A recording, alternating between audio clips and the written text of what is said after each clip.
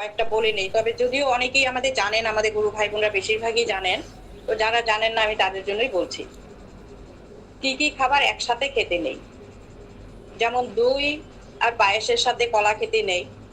নুন জাতীয় কিছু খাওয়ার পর দুগ্ধ জাতীয় কিছু খেতে নেই। মানে দুধের যেরকম পায়েস বা আমরা দুধ এরকম কিছু নুন জাতীয় খাওয়ার পর খেতে নেই। বা খিচুড়ি খেলাম বা ডাল সবজি ভাত এগুলো খাওয়ার পরে খেতে নেই। বাবা তেল খেতে বারণ করতেন ঠিকই, কিন্তু কিছু কিছু ক্ষেত্রে তেল খেতে হয়। একবার আমি বাবার জন্য কচু শাক রান্না করেছিলাম, কিন্তু সেই কচু শাকটা বাবা গ্রহণ করেন নাই এই জন্যই আমি জানি যে বাবা তেল কম খান বা তেল ছাড়া খেলে আরো ভালো। তা আমি সামান্য তেল দিয়ে কচু শাকটা করেছিলাম। তো বাবার পাতে যখন দেওয়া হয় তখন বাবা হাত দিয়েই বাবা মামুনিকে বললেন যে মামুনি তুমি কচু শাকটা আবার রান্না করে আনো। তারপরে আমি তো ভাবলাম যে বাবা মুখেও দিলেন না, খেলেনও না, অথচ হাত দিয়েই বললেন বাবা মামুনিকে রান্না করে আনতে। আমিও মিছে মিছে গেলাম মামুনিকে, গিয়ে দেখলাম মামুনি মানে বেশ যথেষ্ট পরিমাণ কড়াইতে তেল দিয়ে কচু শাকটাকে আবার রান্না করে নিল। তারপর বাবা ওইটা সেবা করলেন।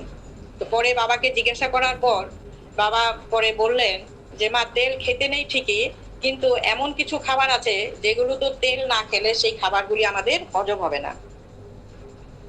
যেমন শাক শাক জাতীয় যে কোনো জিনিস, মোচা, থোর বা ভাড়ালি, আমরা যেটাকে ভাড়ালি বলি আমাদের গ্রামের ভাষায়, অনেকে থোর বলে, এই সমস্ত জিনিসে তেল খেতেই হবে। তেল শুধু অল্প একটু তেল নয়, একটু বেশি পরিমাণে তেল দিয়ে রান্না করতে হয়, তবেই সেটা হজম হবে। এগুলো সব বাবার কথাগুলি আমি বলছি। কাঁচা তেল খেতে নেই। যেমন আমরা কোনো সময় হয়তো একটু মুড়ি মাখলাম কাঁচা তেল দিয়ে, সর্ষের তেল দিয়ে, বা আলু সিদ্ধ বা যে কোনো একটা সিদ্ধতে তেল দিয়ে মাখি, কিন্তু সেই তেলটাকে গরম করে বাবা দিতে বলেন। এবং একদিন তেলটাকে ফুটিয়ে 3 দিন পর্যন্ত রাখা যায়, তাও কাচের বোতলে। সেটা বেশি দিন রেখে খাওয়াও ঠিক না, আর যখন এটা তখন গরম করে খাওয়াটাই সবচাইতে ভালো। আমরা অনেকেই জানি, আমাদের ধারণা যে শুকনা লঙ্কা খাওয়া ঠিক নয়। শুকনা লঙ্কাটা ঠিক নয় কোনটা? যে শুকনা লঙ্কা আমরা ভেজে আলু সিদ্ধতে মাখি বা চিড়ে ভাজায় খাই বা অন্য কিছুতে, সেই শুকনা লঙ্কা খাওয়াটা ঠিক নয়। কিন্তু শুকনা লঙ্কার গুঁড়া খাওয়াটা খুবই ভালো, খুব উপকার। ছানা ও চিনি সমপরিমাণ খেতে হয়। ছানার সাথে চিনিটা, ছানা যতটা পরিমাণ ততটা পরিমাণ চিনি দিয়ে ছানাটাকে মেখে আগের দিন রাত্রে মেখে রেখে দিতে হয় এবং পরের দিন সেটা খেতে হয়। কিন্তু এখন তো আমরা সবাই জানি চিনিতে বিষ, চিনি খাওয়া ঠিক নয়, কিন্তু আমি যেটা শুনেছি দেখে এসেছি আমি সেটাই বলছি আর কি। রবিবারে আদা, নিম পাতা ও আমিষ খেতে নেই রোববার দিন, বাবা এগুলো বলতেন। তো ওগুলো অনেক কিছুই আরো আছে, তিথি অনুযায়ী অনেক কিছু, অনেক সবজি খেতে নেই, এগুলো অনেকেই জানেন, তো ওগুলো আর আমি বলছি না এখন। এতটুকুই আজকে বললাম যে ঘি যেরকম গরম করে খেতে হয়, ঠান্ডা ঘি খেতে নেই। গরম আমরা অনেকেই মনে করি ভাতটা তো গরম আছে, তা আমরা গরম ভাতে ঘি নিয়ে নিলাম, কিন্তু সেটা ঠিক নয়। ঘিটাকে হাতায় করে বা একটা বাটিতে করে গরম করে তারপরে ঘিটা খেতে হয়। আর বাবাকে দেখতাম, বাবার সাথে আমি বহু বছর সঙ্গ করেছি, 25-26 বছর একসাথে ছিলাম। তো মাঝে মাঝে বাবাকে দেখতাম, বাবা 1 মাস করে লবণ জাতীয় জিনিস খেতেন, 1 মাস মিষ্টি জাতীয় জিনিস খেতেন, 1 মাস করে টক বা ঝাল জিনিস খেতেন। লবণ জাতীয় বলতে বাবা লবণের পরিমাণটা বেশি খেতেন। একটা মাস এরকম খেতেন যে যে সবজিতে এত লবণ দেওয়া হতো সেই সবজি আমরা খেতে পারতাম না। 1 মাস যাওয়ার পর বাবা আবার 1 মাস মিষ্টি জাতীয় জিনিস খেতেন। মিষ্টি বলতে বাবা যে রসগোল্লা সন্দেশ এগুলো নয়, মিষ্টি বলতে তরকারিতে চিনির পরিমাণ বেশি, গুড়ের পরিমাণটা বেশি, এরকম দিয়ে বাবা 1 মাস খেতেন। আবার 1 মাস বাবা টক আর ঝাল খেতেন, খুব টক। আমাদের গ্রামে যখন আসতেন বাবা, তখন এই যে আমরা যেটাকে আমাদের গ্রামের ভাষায় জাম্বুরা বলি, অনেকে বাতাবি লেবু বলে, সেটাকে মাখা করে বাবা নুন দিয়ে মেখে সেটাকে খেতেন অনেকটা পরিমাণ। তারপরে আরো এরকম টক জাতীয় আমার ঠিক এখন মনে পড়ছে না, মানে টক যেরকম চালতা চালতা থেতো করে চালতা খেতেন বাবা, অনেক চালতা এনে দিত ভক্তরা, সেই চালতা থেতো করে বাবা সেটাকে চুষে চুষে খেতেন, বা কখনো এটাকে মামুনি সিদ্ধ করে জুস বের করে দিতেন, বাবার ইচ্ছা মতন সেটা সেরকম ভাবে খেতেন আর কি। তারপরে আবার 1 মাস বাবা সাধারণ খাবার খেতেন, আমরা যেরকম সাধারণ খাবার খাই, টক ঝাল মিষ্টি যেরকম সাধারণভাবে যে সেটা 1 মাস বাবা এভাবে খেতেন। তো এরকম খাবারগুলি বাবা খেলে বাবা বলেন তবেই শরীর আমাদের ঠিক থাকবে। তো এটা করতেন। তারপরে তো এখন আমি একটা অন্য সম্বন্ধে বলি। ওষুধ সম্বন্ধে আমাদের সবারই একটা কিউরিওসিটি মনে। আমাদের যে ওষুধ পড়ে, কেউ মারা গেলে আমরা ওষুধ পালন করি, কারোর সন্তান হলে সেগুলোকে আমরা মানি। তো সেইগুলো ব্যাপারে আমি একটু বলছি। সেটার ব্যাপারে আমার একবার প্রচন্ড আমার পায়ের গোড়ালি ব্যথা হয়। তো তখন আমি বাবার ওষুধ ছাড়া কিছুই খেতাম না। যখন বাবার কাছে থাকতাম তো বাবার কাছ থেকে ওষুধ নিতাম, যখন না থাকতাম ফোনে যোগাযোগ করে ফোনে বাবা ওষুধ বলে দিতেন, খেতাম। তো এরকম 3-4 দিন যাবত খুব ভুগছি আমি গোড়ালির ব্যথায়। কিন্তু পা নিয়ে এমন হলো 4 দিনের দিন আমি পা তুলে হাঁটতে পারছি না, পা পেতে চলতে পারছি না, খুব কষ্ট পাচ্ছি। তখন বাবাকে ফোন করলাম যে বাবা আমার তো এই অবস্থা, তুমি কিছু ওষুধ বলো আমি নিয়ে আসি, আমি না হলে আর পারছি না। কোনো ডাক্তারি ওষুধ তখন খেতাম না বাবার ওষুধ ছাড়া। তো তখন বাবা ওষুধ দিলেন, মুখে বলে দিলেন আমাকে কি একটা ওষুধ। যাই হোক কিছুদিন খাওয়ার পর সাময়িক একটু কমলো, তারপরে আবারও দেখি কয়েকদিন কম থাকার পর আবারও ব্যথাটা জোর বেড়ে গেল। তখন বাবাকে জানানোর পর বাবা বললো তুমি কলকাতায় চলে এসো, আমি এখন কলকাতায় আছি, তুমি কলকাতায় আসো, আমি তোমার ট্রিটমেন্ট করবো। 7 দিনের ছুটি নিয়ে তুমি আসো, 7 দিনেই তুমি সুস্থ হয়ে যাবে। তো বললেই তো আর কলকাতা যাওয়া যায় না, টিকিটের ব্যাপার আছে। বাবা বললো কালকেই তুমি রওনা দাও। তারপরে তো ছেলেকে বললাম এরকম, বাবা তো কালকেই যেতে বললো, আর আমিও ব্যথায় এত কষ্ট পাচ্ছি যে না গেলেও মানে না হয়। পরে ছেলে ফ্লাইটের টিকিট কেটে দিল। বাবা বললো তুমি, বাবাকে জানালাম এরকম আমি টিকিট কেটেছি বাবা। বাবা বলে ঠিক আছে আসো, আমি দমদম 1 নম্বর গেটে আমি থাকবো গাড়ি নিয়ে। তারপরে গেলাম আমি। তো ওখান থেকে বাবা গাড়ি নিয়ে আসলেন সল্টলেকে, তন্দার ওখানে উঠলাম। আর আমি যাওয়ার সময় কিছু আমার বাড়িতে, যখন বাবা কিছুদিন আগে আমার বাড়ি থেকে বাবা গেছিলেন, তখন আমার বাড়িতে কিছু সবজি ছিল, ডাটা, তারপরে আরো এরকম চাল কুমড়ো। তো ওগুলো বাবা খেয়ে খুব খুব ভালো লেগেছিল বাবা। তা আমি যাওয়ার সময় কিছু ওই বাগানের সবজি, চাল কুমড়ো এবং ডাটা নিয়ে গেছিলাম। তো সেগুলো আমার ব্যাগে যে কি আছে, আমি তো ফ্লাইটে তো ওরা আরো প্যাকিং করেছে, আমি যেভাবে নিয়েছি ওই প্যাকিং এ হয়নি। তো ওইটা তো বাবা জানে না। তা আমাকে ওখানে যাওয়ার পরেই বাবা বলছে মা এই ব্যাগটা খুলো না, এটা আমি আজকে কিসে যাব, সুব্রত ঘোষের বাড়িতে, সুব্রত তার বাড়িতে যাবে। তো আমাকে বললো বাবা ওখানে যাব, ওখানে গিয়ে তুমি এই ব্যাগটা খুলবে। তা আমি বলছি এটাতে কি আছে, বাবা তো জানেও না, দেখাও যাচ্ছে না কিছু, এমন ভাবে প্যাকিং করা। আগে ঠিক আছে বাবা।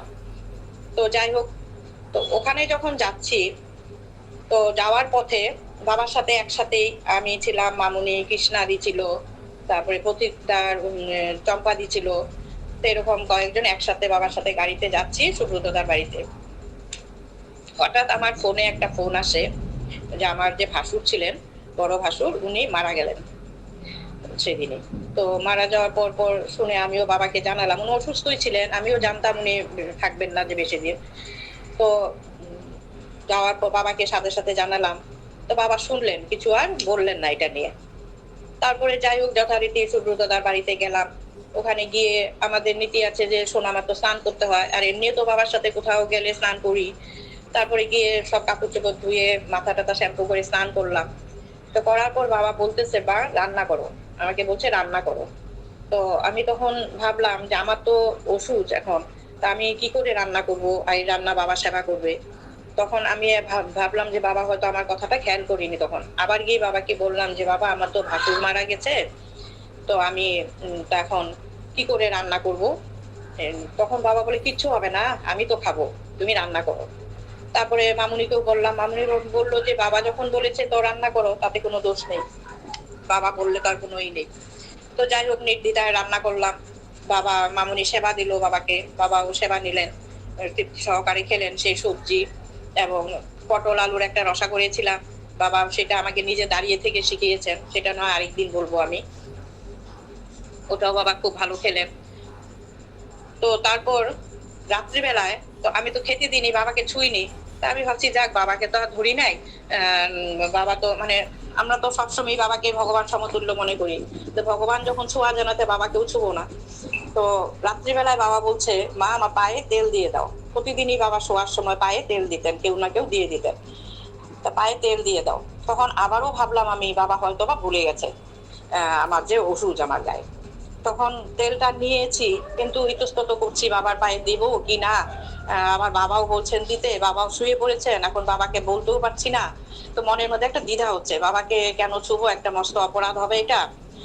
হঠাৎ করে দেখি বাবা উঠে বসে বলছে, মা কোনো দোষ নাই, অসুস্থ তোমার তোমার গ্রামে, এখানে তো কিছু না, আর আমি তো মহাপুরুষ, ও মহাপুরুষের কোনো অসুস্থ লাগে না এখানে, তুমি তো মহাপুরুষের সাথে আছো, তুমি আমার পায়ে তেল দিয়ে দাও। তো যাই হোক, এটার থেকে আমাদের দ্বিধা কেটে গেল। মানে আমাদের যে ওষুধের একটা নিয়ে আমরা থাকি, এটা ভাঙানোর জন্যই আমি বলছি আর কি ঘটনাটা।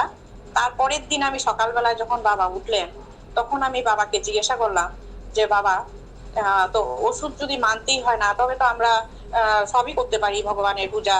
বাবা বলে সব দিতে পারো, ঈশ্বর তোমার যে গৃহ দেবতা, তাকে উপবাস রাখতে নেই, তাকে সবসময় সেবা দিতে হয়, সে বাড়ির মেম্বার। তোমার ছেলে মেয়েকে তুমি দিচ্ছ, আর ঠাকুরকে দেবে না। কিন্তু এইটাও বললেন আবার বাবা, আবার এটা এই কথাও বললেন, আমার দেশাচার পরে একটা কথা আছে, দেশাচারও মানতে হয়। তা আমি এখন কোন পথে যাব? তো এখন তো তো মহা সমস্যায় পড়লাম। তো দেশাচার মানতে গেলে তো আমাদের পুজো পার্বণ এগুলো দেওয়া চলে না, ঠাকুর ছোঁয়া যাবে না। আবার বাবা এটাও বললেন গৃহদেবতাকে উপবাস রাখতে নেই। এখন তো মহা সমস্যায় পড়লাম। তো এটা তো আমার সংশোধন করেই যেতে হবে বাবার কাছ থেকে। তারপরে আবারও আমি অন্য এক সময় বাবা যখন একটু ভালো মুডে ছিলেন, তখন বাবাকে জিজ্ঞাসা করলাম, বাবা আমি তাহলে কোন রাস্তায় চলবো? তুমি তো দুইটা পথ বললে, আমি তো এখন কনফিউজ হয়ে গেছি, আমি কিভাবে কি করব। তখন বাবা বললেন, দেখো মা, এখন দেশাচার লোকাচার একটা জিনিস আছে। তুমি যদি ওষুধে পূজা দাও, লোকে নিন্দা করবে, কিন্তু এটাতে কোনো দোষ নাই, কোনো পাপ নেই এটা তুমি দিলেও। তা আমি তখন কি করব? আমি বাবাকে বাবা বলল, নিবেদন মন্ত্র আছে, তুমি যখন যা সেবা করবে সেটাই তুমি ঈশ্বরকে নিবেদন করে তুমি খাও, তাতেই ঈশ্বর গ্রহণ করবে তোমার, তাতে কোনো দোষ নাই। আর গুরুকে সেবা দিলে সমস্ত ঈশ্বরের সেবা হয়ে যায়, গুরুই সমস্ত নিবেদন করে দেয়, সমস্ত ঈশ্বরের নিবেদন করে তারপরে গুরু সেবা নেয়। সেটা বাবা বলে, তো আমারও ক্লিয়ার হয়ে গেল তখন। আমি যাক, বাবার ছবির সামনে আমার সেবা দিতে কোনো আপত্তি নেই। আর আমি তাহলে নিবেদন মন্ত্রটা বাবাকে বললাম, কি করে নিবেদন মন্ত্র করতে হয়, বাবা সেটাও শিখিয়ে দিলেন, তুমি যখন যা খাও এইটাই নিবেদন করে খাবে, তাই জন্য নিরামিষ ভোজী হতে হয়। তখন থেকে আমি, তার আগে থেকেই নিরামিষ বাবা করেছিলেন আমাকে। তো যাই হোক, সেটাও আমার মনের এটা দূর হলো।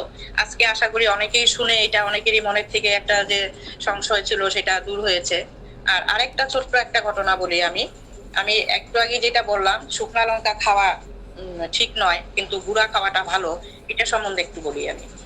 শুকনা লঙ্কাটা যদি আমরা ভাজা শুকনা লঙ্কাটা খাই, সেটা আমাদের খাওয়ার সময় যে খাদ্যনালী দিয়ে যায়, সেটা বাবা বলেছেন সেই লঙ্কার যে ছাবাটা, খোসাটা, সেটা আমাদের ওই, আমি ঠিকভাবে বুঝাতে পারবো না হয়তো, আমাদের খাদ্যনালীতেই লেগে থাকে, এবং সেটার থেকে আস্তে আস্তে সেটা ক্যান্সারে পরিণত হয়। আর আরেকটা বলছি আমি, একবার উজ্জয়িনীতে বাবা অনেক শুকনা লঙ্কা নিয়ে গেছিলেন, কোথা থেকে নিয়ে গেছেন জানি না। তো ওখানে তো প্রচন্ড রৌদ্র তাপ, কুম্ভ মেলায়, উজ্জয়িনী কুম্ভ মেলায় ছিলাম আমরা বাবার সাথে 40 দিন। তখন ওখানে বাবা আমাকে একদিন বললেন যে মা, এই শুকনা লঙ্কাটা আজকে গুঁড়া করতে হবে, উপরে তুমি নিয়ে যাও। তখন গ্রাইন্ডার মেশিন উপরে আনা হয়েছিল এক ভক্তের বাড়ির থেকে। আর প্রচন্ড রৌদ্রে বাবা এগুলোকে নিজে শুকিয়েছেন। তো 2-3 দিনে এগুলো শুকিয়ে গেছে, আর গুঁড়ো করতে অসুবিধা নেই। তো বাবা বলছেন আমি তুমি যাও, উপরে শুকনা লঙ্কা নিয়ে যাও। উপরে ছিল রান্নাঘর, তো ওখানে আমি বাবার কথা মতো লঙ্কাগুলি নিয়ে গেলাম। নিয়ে যাওয়ার সাথে সাথে দেখি বাবাও একটা চেয়ার নিয়ে এসে ওই রোদ্রুটায় বসলেন। আর আমি যেখানে বসেছি, আর রান্নাঘর আর উঠানটা একদম, মানে ছাদটা একদম লাগানো। তো বাবা রান্নাঘরে বসার মতন কোনো সুবিধা নেই, আমি যে জায়গাটায় বসেছি একদম ইসের সামনে, গ্রাইন্ডার মেশিনটা যেখানে বসানো, পয়েন্টটা, মেইন পয়েন্টটা। তো বাবা কি করলেন, ওই প্রখর রৌদ্রে একটা চেয়ার নিয়ে বসলেন।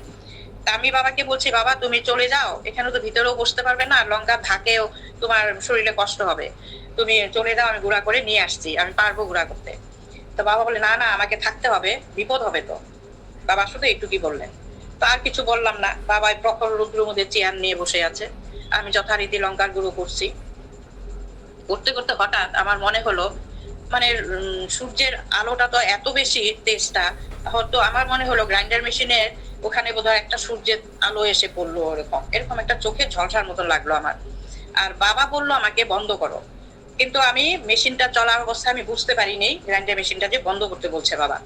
একটু বাদে দেখি আরেকবার যখন ঘুরিয়েছি তখন দেখি মেশিনটা থেকে একদম উঁচু পর্যন্ত আগুন উঠে গেছে।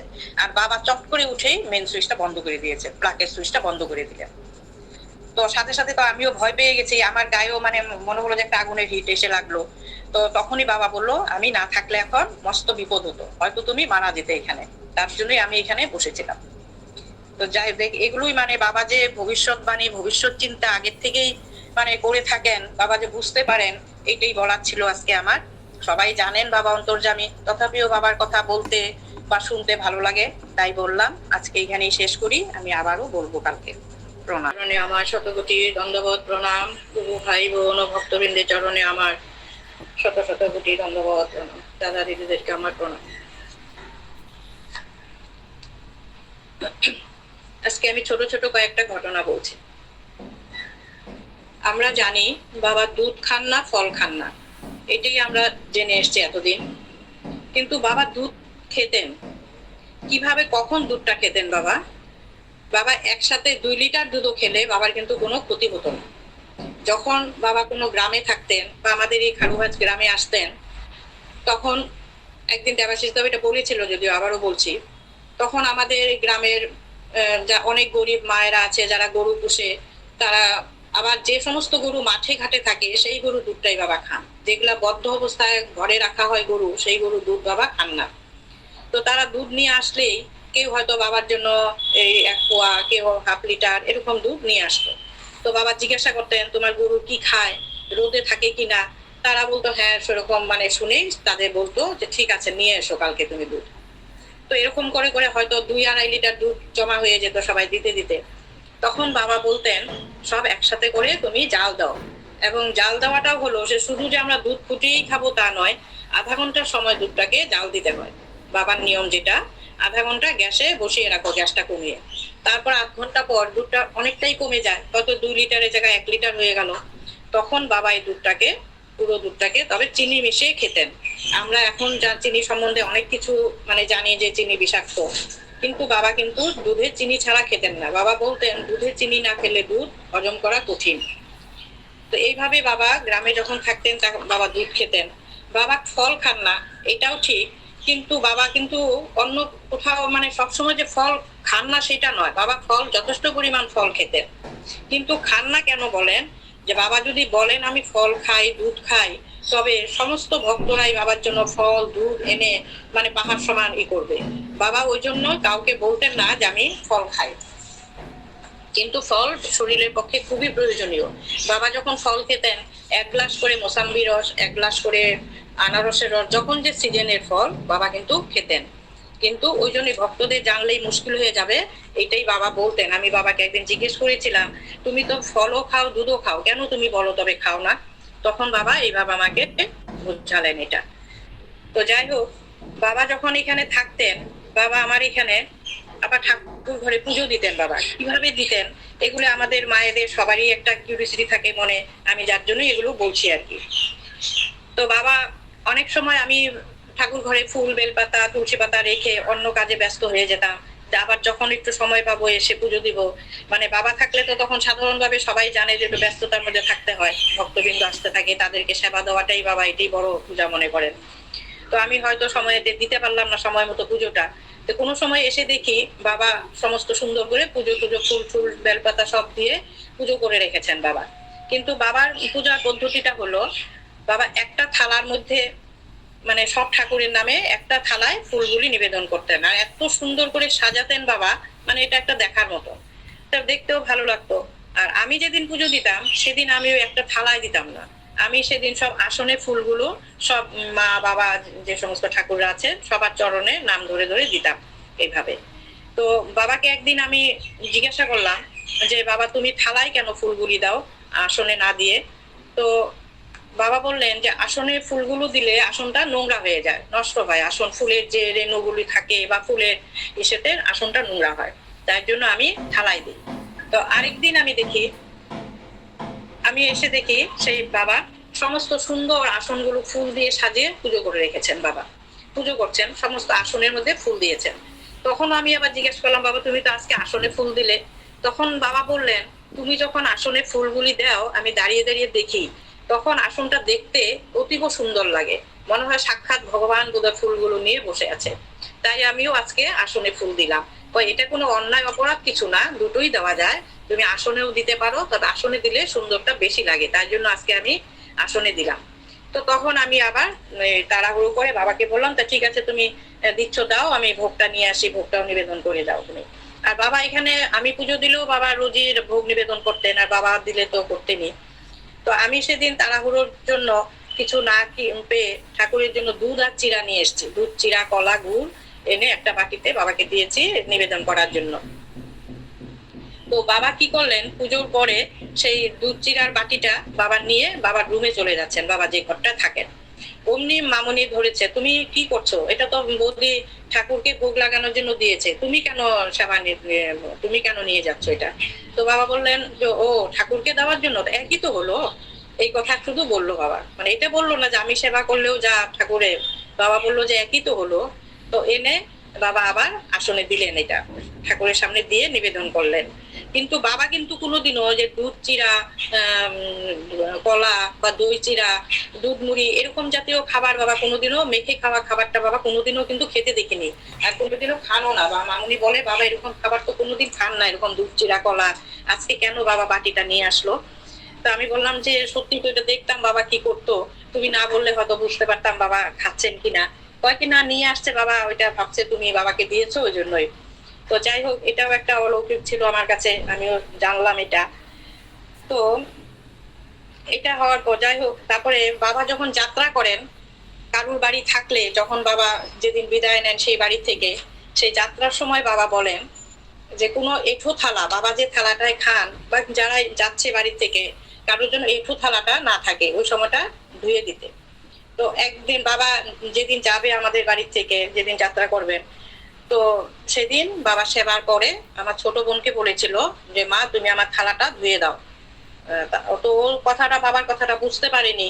আর এদিক দিয়ে বাবাও রওনা দিবেন, আমরাও বাবাকে রওনা যাত্রা পথে তখন ধূপ ধুনা প্রদীপ শঙ্খধ্বনি এগুলো করছি, বাবাকে ধূপ দেখাচ্ছি, প্রদীপ দেখাচ্ছি। তো ও ভাবছে তো আমি থালা ধুতে গেলে হয়তো বাবা চলে যাবে, আমি আর যাত্রার সময় থাকতে পারবো না, তো বাবা চলে গেলেই আমি থালাটা ধুবো। কিন্তু বাবা কি করলেন, আমাদের বাবার পুজো হয়ে যাওয়ার পরেও বাবা বসে থাকলেন, বেরোচ্ছেন না। বাবা কিন্তু এতটা দেরি করেন না। তো বাবা অপেক্ষা করছেন, মাকে বলেছে, আমার বোনকে বলেছে থালাটা ধুতে, আর ও অপেক্ষা করছে বাবা মানে রওনা দিলে পরেই ধুবে, কারণ থালা ধুতে গেলে যদি বাবা চলে যায় দেখতে না পাই। কিন্তু তখন বাবা বললেন আরেকজন মাকে যে তুমি যাও, আমি যে সেবা করেছি সেই থালাটা তুমি ধুয়ে আনো। আমি তো যাত্রা করতে পারছি না, আমার মায়ের বাড়িরও তো একটা মঙ্গলের ব্যাপার আছে, আর আমার যাত্রাটাও একটা শুভ অশুভের ব্যাপার আছে, তুমি থালাটা ধুয়ে দাও। তখন ও মা গিয়ে চট করে থালাটা ধুয়ে নিল। আর আমার বোনও বুঝতে পারিনি বা আমিও বুঝতে পারিনি, যদি এরকম কিছু হতো তো ধুয়ে নিত। তখন বাবাকে জিজ্ঞাসা করায় বাবা বললেন যাত্রাকালে কোনো এঁঠো থালা যেই যাক, তুমিও কোথাও যদি যাও কোনো কিছু খাবার খেলে সেই খাবারের থালা ধুয়ে তারপরে যাত্রা করতে হয়। হয়তো আমরা অনেকেই ভাবি যে আমরা তো এরকম অনেক খাবার খেয়ে বাটি বা থালা রেখে চলে যাই, তাড়াহুড়ো থাকে, অফিসে ব্যাংকে যে যেখানে কাজ করুক, স্কুলে সব চলে যায়, কিছুই তো হয় না। কিন্তু এটাও বাবা বললেন একদিন দুদিনে কিছু না হোক, এমন একদিন একটা ঘটনা ঘটবে যে তখন তোমার প্রাণ নিয়ে সংশয় হবে। কাজে এইগুলো আমাদের মানতে হয় নিয়মগুলো। তাই আমি ওখান থেকে সেই শোনার থেকে আমি যে যেখানেই যাক, ছেলে মেয়ে স্বামী যেখানেই যাক, আমি আগে তাদের খাবার থালাটা আগে ধুয়ে নিই, জায়গাটা মুছে নিই, তারপরে অন্য কাজ করি। তো একদিন বাবা তো এরকম খারু ভাজে তখন প্রতি বছরই আসতেন, 1 মাস করে থাকতেন, কিছুদিন আমার বাড়িতে কিছুদিন মামার বাড়িতে, এরকম করে বাবা কাটাতেন। আর খোলা জায়গা, বাবার গ্রামে ভালোও লাগতো, বেশ আনন্দেই থাকতেন। দেবাশিস দাও মাঝে মাঝে আসতেন, তখন আমরা খুব আনন্দ করতাম তখনের ওই দিনগুলি বাবার সাথে। তখন ভক্তবৃন্দও খুব কম ছিল, আমাদের গ্রামের লোকই, আর বাইরের থেকে যারা যারা শুনতো আসতো, দেখা করতো। তো একদিন এরকম মামার বাড়িতে তখন বাবা ছিলেন। তো মামার বাড়ির যে মানে ট্যাঙ্কির যে এটা রানিং ওয়াটারের যে মেশিনটা, সেটা মামার কলের সাথে সেট করা। তো টুয়া ছিল তখন ওখানে। তো ওই সময় মানে কলটাকে কেউ ধরি না আর কি, যখন মোটরটা চলে কলটাকে কেউ ধরা হয় না, কিন্তু টুয়াও সেটা জানতো, ওই মুহূর্তে ভুলে গিয়ে কলটাকে চাপ দিয়েছে। তো কলটা চাপ দেওয়ার সাথে সাথেই ওর হাতটা একদম আটকে গেছে কলের সাথে। ও তো প্রথমে 2-1টা চিৎকার দিয়েছে, তারপর তার চিৎকার দিতে পারছে না, কিছু বলতে পারছে না, খালি গুমরাচ্ছে, এদিকে কারেন্ট লেগে গেছে হাতে। আর হাতকেও যথেষ্ট পরিমাণ টানাটানি করছে, হাত খুলছে না, হাতের চামড়া সহ উঠে আসছে, কিন্তু হাত তো খুলছে না। এরকম শুনে তখন বাবাও বাইরে ছিল, আমরাও গোংরানি শুনে আমার ভাইয়ের বউ ও রান্না করছিল, রান্নাঘর থেকে শুনতে পেয়ে এসে চট করে এসেও মেন সুইচটা ডাউন দিয়ে দেয়। তারপরে ওর হাতটা খুলে আসে, কিন্তু প্রচন্ড পরিমাণে ও জখম হয়েছিল। তারপরে যখন হাতটা খুলে আসে কলের থেকে, তখন দেখা যায় ওর হাতের চামড়াটা অনেকটাই উঠে গেছে, মানে সাথে কলের হ্যান্ডেলের সাথে। তখন বাবা বললেন, এই যে আজকে তুই যদি আমার সাথে না থাকতি তাহলে তোর এই মৃত্যু যোগ ছিল, তুই নেহাত আমার সাথে থাকার জন্য তুই আজকে প্রাণে বেঁচে গেলি, বিশাল খারাপ ছিল তোর। মানে এই সমস্ত ছোটখাটো অনেক ঘটনার বাবার সাথে হয়ে থাকে আমাদের, অনেক রকম অনেক কিছু। আমার অনেক এরকম আছে, আরো অনেক ঘটনা আমি পরে আবার বলবো। আজকে এখানেই শেষ করি। প্রণাম সবাইকে। সবাই মিউট রাখবেন, আমি একটু বলছি, সবাই মিউট রাখবেন, সবাই মিউট রাখুন প্লিজ। আমি অসীম পাইন কিছু বলছি। এই যে ফল খাওয়ার কথা বললেন উষা বৌদি, খুব সুন্দর কথা, আমরা দেখেছি সেটা। তবে বেনারসে বাবা যখন ধরুন আমের সিজন, এই আমের সিজনে বাবাকে বললাম, বাবা আম আনতেন, মানে সেই ঝুড়ি ভর্তি করে আম আনতেন বাজার থেকে, এনে সমস্ত আম ওই দরিদ্র মানুষদের দিতেন, দেওয়ার পর তারপর খেতেন, তার আগে কখনো খেতেন না। বাবা বলতেন আমার ফল খেতে ইচ্ছা করে না, দরিদ্র মানুষরা ফল খেতে পারে না, সেই জন্য তাদেরকে দেওয়ার পরে তখন বাবার মামুনি তখন দিত, খেতেন। বাবা বহুবার বলেছেন যে আমার ফল খেতে ইচ্ছা করে না, ফল দুধ খেতে ইচ্ছা করে না। আবার যে খেতেন সেটাও তো আমরা শুনলাম, সেটা আমরা দেখেওছি, কিন্তু সেগুলো বিশেষ বিশেষ ক্ষেত্রে, যেমন অসুস্থ যখন হতেন তখন মামুনি মুসম্বির রস দিতেন। তবে বাবার ফল খেতে ইচ্ছা করে না, দরিদ্র মানুষটা খেতে পায় না বলে, এটি আমরা দেখেছি যে বিশেষ বিশেষ সিজনে তরমুজ, বাবা মানে কেজি কেজি তরমুজ আনতে, কত কেজি আনতেন তার হিসেব নেই, সে আনা খুব কষ্ট হতো, ওদেরকে সব গরিব মানুষদের দিয়ে তারপর সেই তরমুজ খেতেন। তো এইগুলো আমরা কিন্তু দেখেছি, এগুলো আমরা এই পয়েন্টটাও কিন্তু ফেলে দেওয়ার মতো নয়। প্রণাম রহ প্রভু নারায়ণ।